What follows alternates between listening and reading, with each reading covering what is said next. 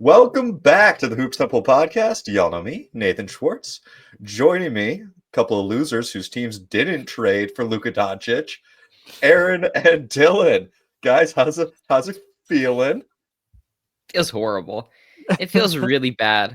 I feel like I feel really stupid.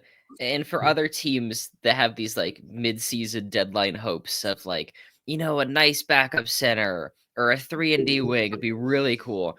And the Lakers, like, without doing anything, the Mavericks come to them. They came to them and were like, "Do you want Luka Doncic?" Yeah, all right. And it's a different sport. There's like in Moneyball, there's the Lakers, there's the poor teams, there's 50 feet of crap, and then there's us, and there's everyone else. Yeah, the Lakers get Luka Doncic, one of the top 5 best players in the NBA, maybe a future top 20 all-time player.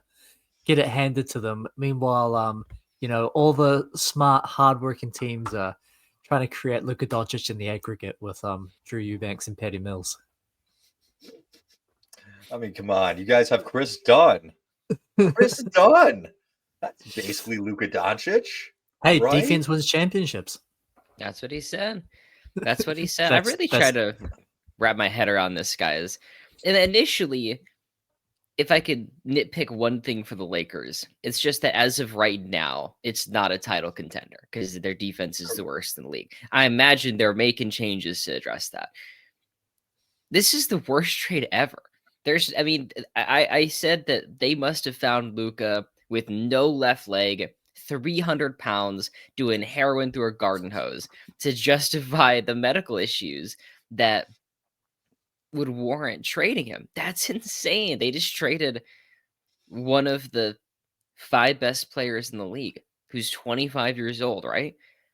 And he's 25. They flipped him for Anthony Davis. I genuinely can't believe that. And if you're the Lakers, even though it doesn't really fit the timeline, because like LeBron's old, Davis matches him better, you say yes and you figure it out later. Mm-hmm. I've thought of 2 ways this could possibly go wrong for the Lakers. And I think in both scenarios, you still do this. And way number 1 is the Dwight Howard trade. Lakers bring in Dwight. He ends up being a lot more injured than they thought. He kind of breaks down and then leaves because he's soon to be a free agent. If that's what happens with Luka, you still take this chance. You still take this gamble because there was no other top 5 player on the horizon this readily available. And the second way this falls apart is the Lamar Odom for Chris Paul trade that gets blocked by the league. Odom has to come back, and then he's never happy again. And you know what? If Davis fails medicals, if Luka fails medicals, and this gets all like rescinded, I'm still not 100% sure that doesn't happen yet. If it all gets rescinded, you still do this deal because when else are you going to get a chance for a 25-year-old superstar? Like, I've heard the Mavs didn't want to pay him.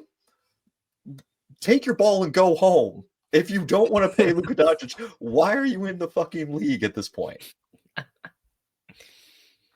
It's too good to be true. Nate's still thinking of ways that it can get blown up. He's like, no, it's not official yet. Anything can happen. It's too good.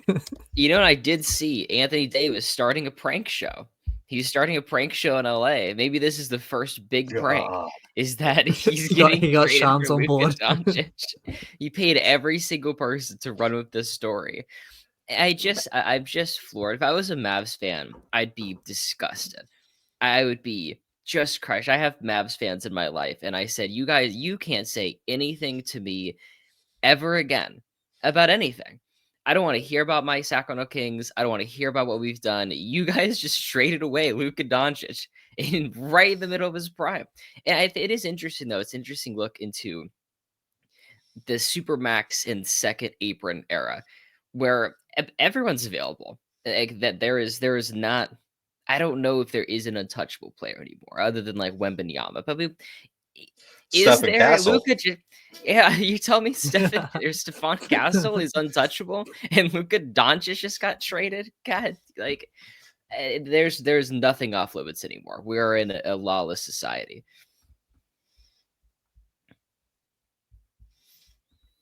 Yeah. To your earlier point of this Lakers team not being a title contender, should Lakers get greedy? Are there more moves to be made? The Mavs left us with a plethora of assets. I think that's the most shocking thing about this. Right? Like, we still have 3 picks that we could swap, 26, And 28, Austin and Reeves. 30. Call Denver. Is Jokic available? We've got See what's 31 got it, might that we as can well, trade right? straight up. Dalton Connect. Like, Yeah, Max Christie's that's a younger than piece. Dalton Connect, but like, you can ask for both. You could keep asking. You can make the Lakers say no at some point, and then like dial it back And- in. I can't imagine there's a point that they would say no if you got them on the phone and you're like, I want to trade you Luka Doncic. Like, wait, are you serious? Like, we're going to have to give up Anthony Davis, Austin Reeves, all of our picks, all of our young players. Yeah, that's a deal. And then Nico Harrison is like, you can keep a few picks and we don't want Austin Reeves. It's like, what? Yeah.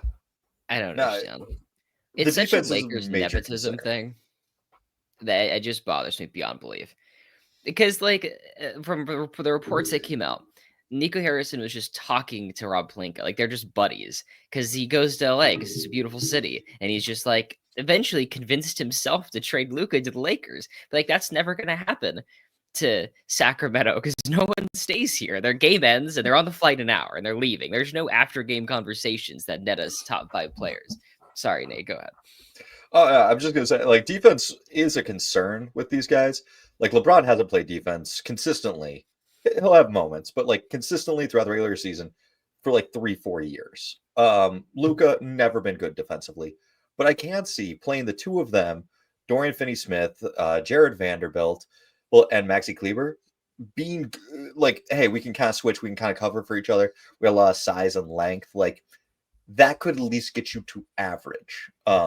That notably does not include Austin Reeves, but that's your best defensive lineup. Like that's the specialist lineup when it's like one position and you're on defense. So like that's the one lineup you go to. Like that lineup isn't viable offensively.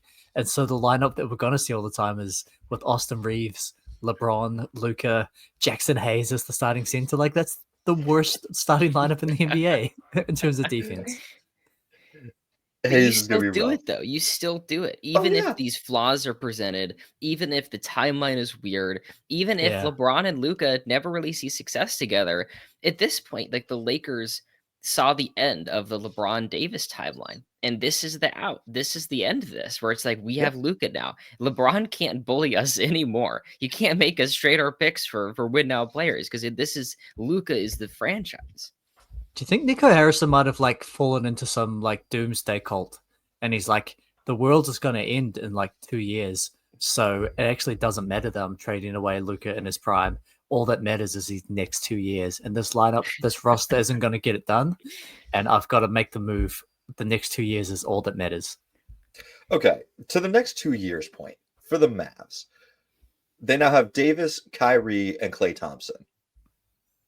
The anti-LeBronettes, the like former sidekicks turned given the car keys to run it, the Teen Titans all grown up. I don't know what to call this lineup other than somewhat depressing, will likely underachieve, but like not bad. Like this is still a second round team in my mind and in a tough Western Conference. Like what are they, the third, fourth best team as currently constructed in the West? Yeah. Well, it depends what you think of the Clippers getting Drew Eubanks, but somewhere in that range. Clippers have been playing well. It is an interesting thing to think about where Davis is healthy right now. They're trading a player that isn't playing and hasn't played for Anthony Davis. He's going to be ready. Davis just missed the last game because he's never healthy. That's true. It also is insane to have those concerns about health and money and then trade for Anthony Davis. But Luka's not going to be ready for a couple weeks still, I think. And so the Lakers will have to survive this stretch with this roster. Luka's expected back February 8th. That's not very long at all. No. And it's going into the All-Star weekend, which is Valentine's Day weekend. So get your flowers, get your girl, go enjoy the game. But he's been projected to return before the All-Star break. So like Luka's back, but honestly, I don't think that this Lakers is currently constructed are a title team, and I don't know what center is available for the like remaining poo-poo platter of trades. Like, who's the best center you think we could get for Rui Hachimura? Do you mean Rui Hachimura on a first-round pick? Let's talk about what centers are out there. I tried to see if Brook Lopez works. You can't make that work in the trade machine. They're not giving that up. It's probably like overpaid, undervalued guys. So like Nick Claxton, DeAndre Ayton. I hate the Ayton. I was talking to Nate Walker last Kessler. Night. Hate the Ayton idea. Kessler's great. Go give it everything for Kessler. Ayton's it would be a disaster. My only thought with Ayton, he's better than Jackson Hayes. Yeah, he's better than Jackson Hayes. Barely. And really, that is marginal. Well, and like, who are the Lakers going to get? They don't have a lot of assets to give up, so like, you kind of got to take what you can get, and like, hey, we have to give up junk salaries for Ayton. Like, it feels somewhat realistic, even if Ayton is not the cream of the crop centers. I genuinely think that'd be a disaster move. Like that would handicap them. You just traded for Luka, and then you tied an anchor to your team with the DeAndre Ayton contract. I don't. Maybe I just really hate DeAndre Ayton, but I'd give up first-round picks for like Rob Williams, or see if you could pry Kevon Looney away from the Warriors. Like literally anybody outside of DeAndre Ayton, the center that doesn't play defense and is paid $30 million a year. You gotta get him to play defense, which sure, easier said than done. But like Robert Williams isn't really even playing basketball. Good numbers when he plays, not really playing basketball. Ayton's got a year after his current contract. Like, it's a competent player. It is a competent NBA player. And right now, the Lakers are looking at starting Jackson Hayes and Christian Koloko, whom I've been a big Christian Koloko guy. He was one of my like sneaky breakout candidates 2 seasons ago. Was him and Jalen Johnson, and you know how one of those guys worked out. So that 50, 500. It's surprising in a trade that was centered around a guard for a center that they didn't like also swap their other center for their other guard. Like, why wasn't Austin Reeves for Gafford also part of this deal that like makes both teams better? Mm-hmm. Well, I don't want to do it. Austin Reeves for Gafford. That takes away from a little bit of the victory of this being such a steal. Like, yeah. What do you think? It's not the grandest of future plans, but Luka, Austin Reeves, Rui Hachimura, and Dalton Connect are all like 25 to 26. Like they're all in that same age range. All is what they need is like a really good defensive center, like an Anthony Davis type, to go along with that. Do you think he'd be open to re-signing with the Lakers? Call back. No, just call Harrison back. Hey, are you interested in giving us Anthony Davis? He might do it at this point. And like, Dylan, I love that you're like reasoning out the Lakers this trade. Like, why didn't they do Gafford and Reeves? Why did they trade Luka Doncic away for Anthony Davis? Let's take a step back. I honestly feel like we kind of like brushed past this. The fact that we're not still freaking out that the Mavericks made the finals and then traded away Luka. I don't even know what to say. I'm sitting here like, why did they put these two trees so close together? And you're like, why did they build a fucking forest in the middle of? This whole thing is just insanity. I can't even begin to reason with it. I was watching a horrible romance movie that my girlfriend and some friends wanted to watch called Beautiful Disaster with Dylan Sprouse in it. In the middle of that, Luka got traded, and that's gonna stick with me for the rest of my life. I had to see Dylan Sprouse give a foot massage, and then Luka got traded. Which was the bigger train wreck, the Luka trade or that film? The Luka trade was way stupider. It was way I was. The fact that Shams had to tweet it and then tweet it again and say, no, this really happened, and then again being like, literally, here's a picture of two of them in different jerseys. it's a different like. What do you think a regular team would have given up? Like, let's say like, what does OKC or what does Yeah. Brooklyn have to give up Well, to get Luka Doncic? Well, I thought that would be actually an interesting exercise. Is like if they did this in a logical way and were just like, yeah, Luka Doncic, we're willing to trade him. Come make your best offer. Like, what could they have gotten that would have been better than this? Now, there's two perspectives. The first one is supposedly they want to win this year.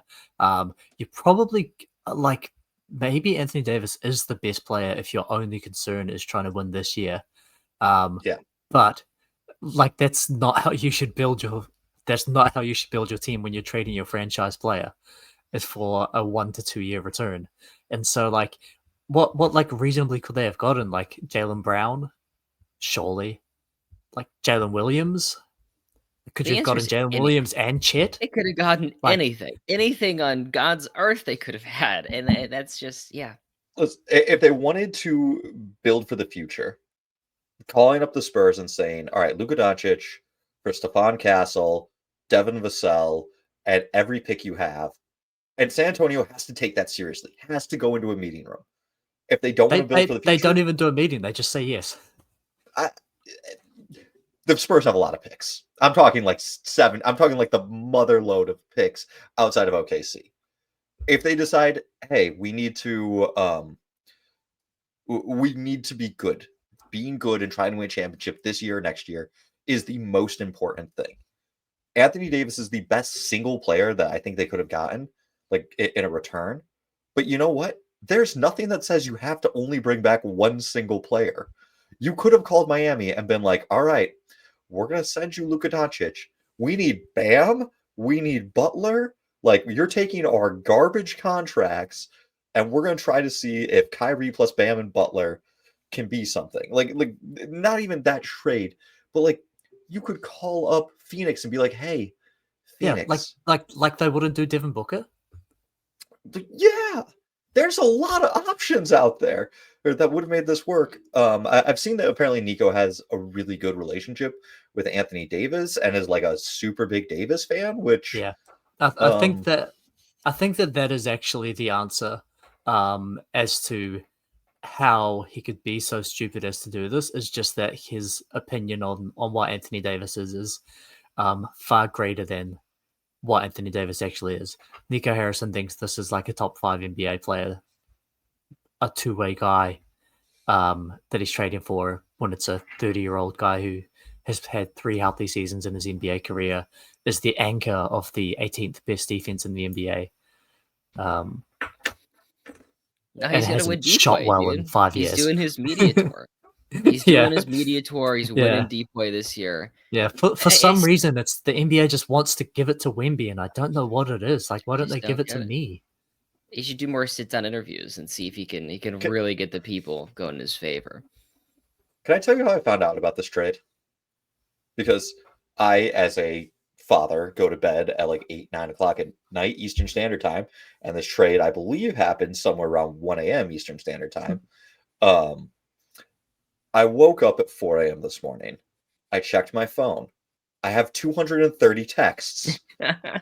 You thought someone had died. So I'm in a number of group chats. You thought Donald Trump declared war on Canada.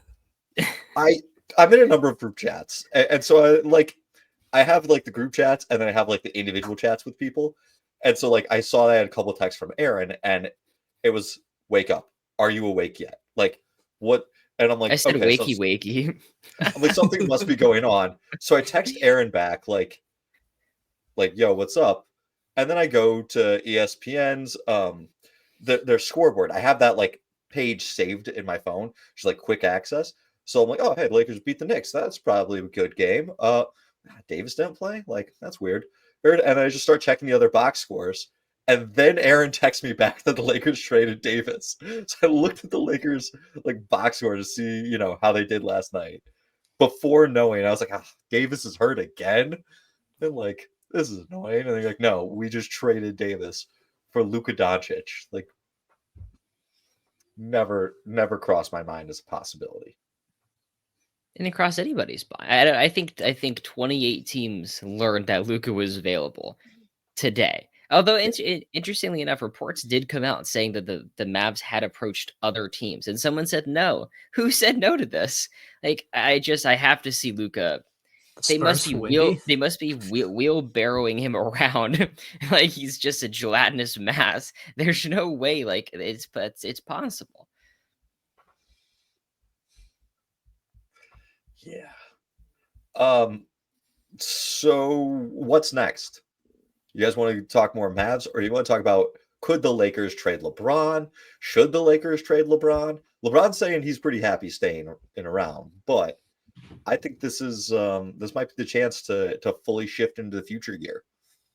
This is excellent for the Michael Jordan narrative because LeBron's not going to win a championship with Luka Doncic, and he's going to get even more help and to say, "Oh, you had Luka too." I think it has to be a trade for a center. Has to be a trade for a center. I don't think LeBron's going. It would make sense timeline wise, right, to trade LeBron and just be like, out of this circus, let's do our own thing now. But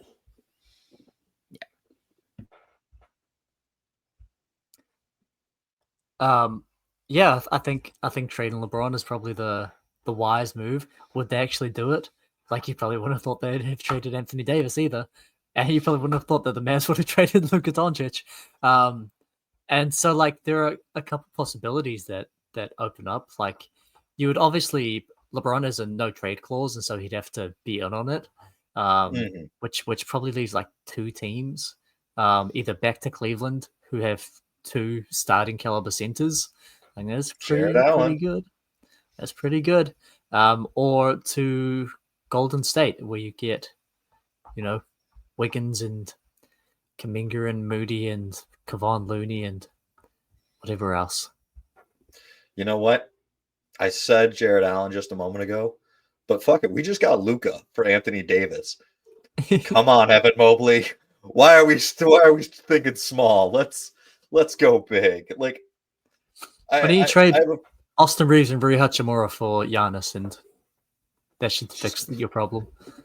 I have a friend who is a Mavs fan, and his twin brother posted on Facebook that he was genuinely concerned about his brother. He's like, I'm pretty sure this guy's no longer gonna watch basketball from here on out. And I'm like, I don't even blame him. Like, this is just unfathomable from a franchise perspective to give up Luka. Do you think the worst part is, or the most shocking part? Two separate questions. Is the fact that they traded Luka at all, or the fact that this is all that they got back? Which do you think is more shocking? Which do you think is more inexcusable? I'm going to throw in a third inexcusability. It's that they did this to the Lakers. Like, I am a Lakers fan. I'm very happy that that happened to be the geographic location that my family hailed from when I got into basketball. So, like, I've had nothing but joy and happiness while Aaron gets to enjoy just extreme misery. But like, if you'd done this lopsided trade and you had sent him to Memphis, like, I don't think there'd be quite as much backlash. It'd be somewhat understandable. But this feels like the Lakers getting it again. The Lakers keep just falling ass backward into generational talent that will keep us in the title hunt, in the playoff of running. Like, the Lakers have missed the playoffs 7-8 times in franchise history and started like before the NBA BAA times. Like, it just, I think that's the most inexcusable, is that you take this lopsided deal and send him to the Lakers of all teams. Yesterday, you would have probably ranked the Lakers' future in the bottom 5, possibly lower than that. And where are they now? Is this a top 5? You just have Luka automatically. Like, this is one of the best situations a team could possibly be in. So the Greatest of All Talk podcast, that this legitimately was their segment, like 1 or 2 pods ago, was ranking the future of the California teams. Like, in 5 years, which California team would you want to be? And they're like, well, the Clippers have the best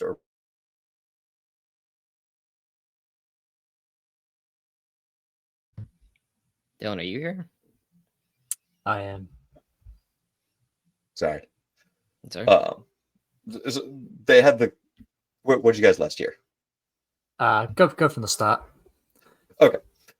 So this was legitimately a segment on the Greatest of All Talk, which California team would have the best future in 5 years, and they talk to Clippers, have depressing contracts. There's not a lot of picks, but they have the best arena and a lot of money to spend. The Warriors also really good arena, some good infrastructure, a couple of nice young pieces. The Kings, not much of a future, but they could sell off Sabonis. They're talking about selling off Fox. Maybe they jumpstart the rebuild. They said the Lakers were one of the most depressing franchises. Is the only thing they had was the aura. Now they have the top 5 player. It just it's a great day to be a Lakers fan. It's a great day. I wish I could think of a good analogy for this. It's I don't even think of an analogy. It's the really dumb team that does dumb shit over and over again for 10 years, and yet is routinely rewarded with the best player in the world just for fun occasionally. It's like a rich guy's idiot son that just keeps screwing up these various jobs and getting promoted to various high paying positions. Guys, it's just like Donald Trump. It's you fucked up the government, tried to do other shit, and then somehow got reelected again. It's fall right back into it. Yeah. Aaron, do you have any concerns that this is going to depress the trade market for De'Aaron Fox?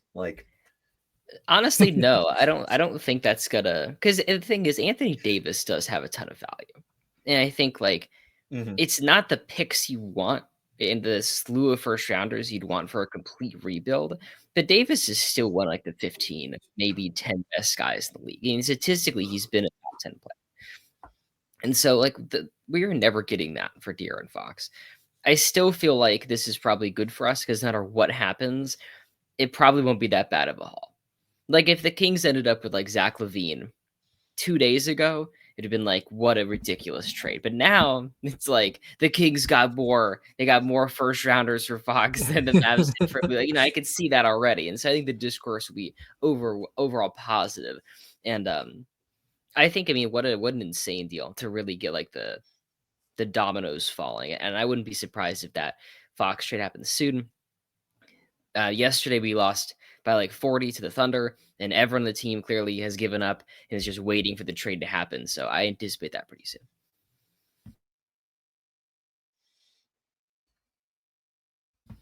And Stephon Castle isn't untouchable anymore. I hope that's clear to everybody. He's back on the menu. He's back on the menu. What a ridiculous. Really? Castle untouchable? Okay. One of the best tweets I've seen is CJ McCollum being I guess I should pack my bags because if Luka's getting traded, no one's safe in this world. Yeah, pretty much. How do you think we'll look back on the Davis-LeBron pairing? They played 6 seasons together, won a championship, made the playoffs 4 times, made another conference finals.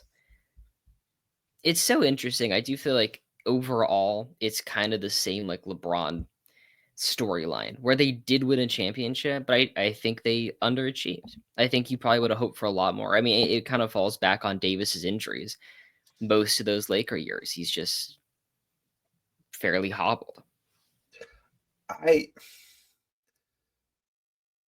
think this is going to sound mean, and I don't mean to insult people. But I want you to picture an incredibly attractive person, male or female. It doesn't have to. We don't have to, really do it. But you got that person in your head. I'm picturing a male right now. I'm staring at one right now. That's me, right? You got your Brad Pitt, you got your Natalie Portman, and then just imagine the ugliest throat piece tattoo. Okay.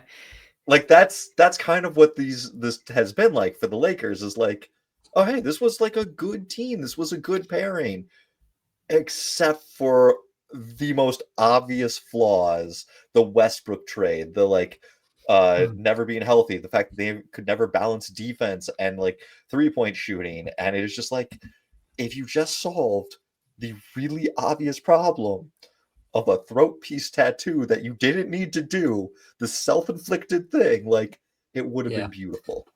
Well, to carry on that analogy, it's like there's that ridiculous throat piece tattoo, but then for some reason, the person that is even more attractive than they are is like, I really dig that throat piece tattoo, because the throat piece tattoo that's ruined the Lakers over this run has been Rob Pelinka.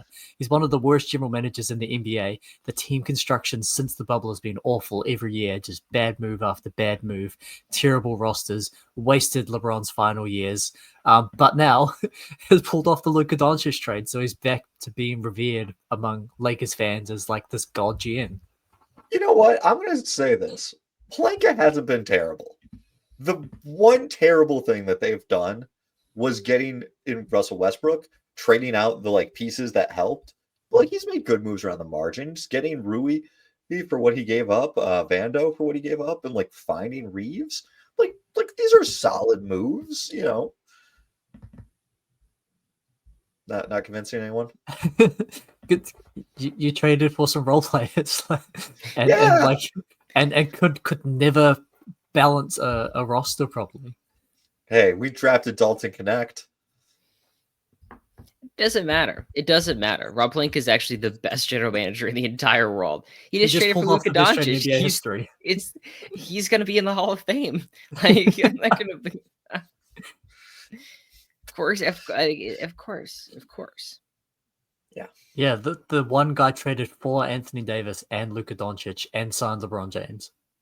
Yeah, he's the greatest GM of all time. He's going to the Hall of Fame.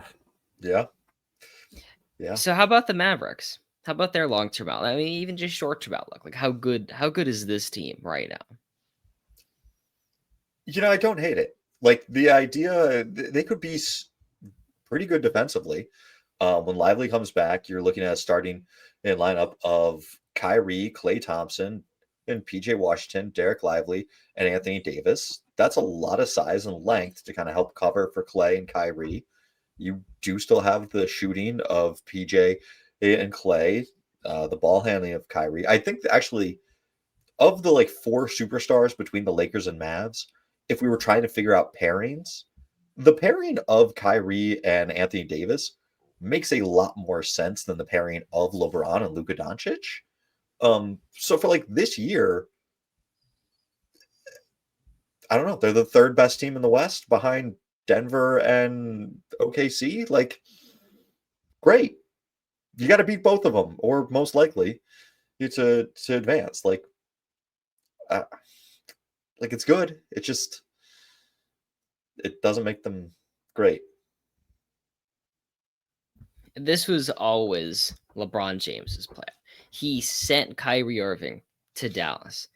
He said, go to Dallas and get Luka on the Lakers. And he said, yes, my king. I'll do anything for you. And he was successful. He infiltrated the Dallas Mavericks organization. He was always working for LeBron. To go from Luka Doncic to Anthony Davis, it's just, I can't even fathom. I'd have to go off the internet for months if I was a Mavs fan. Even though eventually you'd reason yourself back into saying, like, well, this team's still pretty good. Like, we still have Davis, Kyrie. Like, this is still a 50-something win team. And Davis, as of right now, is healthy. Well, kind of healthy. He's actually not healthy. But he's healthier, supposedly, than Luke is. That 270-pound Luka Doncic. He must have been 300. How heavy would Luka had to have been for you guys to trade him? I mean, the dude's on a calf injury. Like, do you want him running? How heavy? Like, if you were the GM and you found Luka Doncic, how fucking fat would this dude have to be for you to trade him that day? Just give me a number. Maybe the story's gonna come out in like 10 years' time that like Luka Doncic was like MIA. They were like, where the hell is Luka? And they were driving all around Dallas trying to find him. Eventually they find him like 300 pounds, incredibly drunk and refusing to leave a barbecue house. That Dallas barbecue got him, dude. They got his ass. Like I guess in a way I understand. And Luka, like watching his like rookie season highlights, he was really explosive, and he's gotten heavier and heavier and heavier. And if you're concerned about that impacting his health, and all of a sudden you have this huge contract, in a way I get it, and in other ways I never can even begin to understand. I think for me, I would have needed to see him and Zion Williamson at like an all-you-can-eat buffet and get a quote from Zion being like, "I told him he should have had a salad." Like, like I want Zion to be concerned about how much Luka's eating, and if I'm not at that point yet, then I don't care.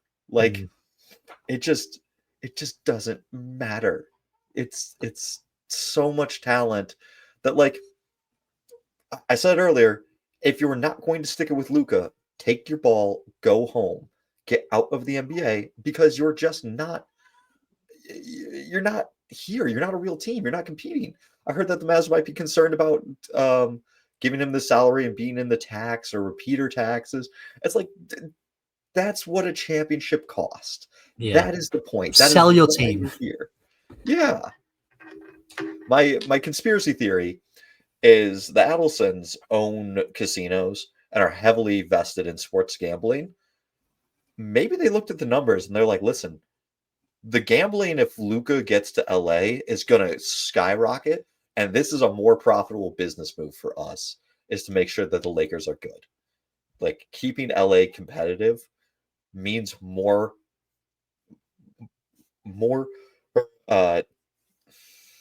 sports revenue, more sports gambling revenue than anything else. And so, like, that's just worth it from our perspective. And if that's the case, then they should be kicked out of the league. They should be banned. Yeah, I mean, Luka on the Lakers is going to get like 83 televised games per season. You got to factor in the play-in, of course. The play-in's good. That's a good bet. That's a good bet. Well, gentlemen, I think we've kind of beat the Lakers trade to death. It's a half hour on two teams. Do you want to cut it short as a pod, or do you want to do our originally planned segment? I think let's cut it short. We'll do that next time. I agree. All right. Well, gentlemen, where can the people find you? Possible Chairs on TikTok, Possible Chairs on Twitter, my Patreon, my YouTube sometimes. This podcast when crazy shit happens. And I will be going back to the fetal position and weeping as the Lakers once again are handed a free ticket out of being the worst team in LA. I think I'll go do a cold plunge in the river, just to really, really hammer home that this is reality and not this is not one of the greatest weird fever dreams I've ever had. Sleep-deprived fever dream. You can email us at hoopstemple@gmail.com. We'd love to hear from you guys. Go check us out on other platforms. We're on TikTok, YouTube, Hoop, all other places. Love to hear from you guys. Have a good day. And would especially like to hear if you were at the Dallas barbecue joint that Luka Doncic was kicked out for being drunk and smoking cigs inside.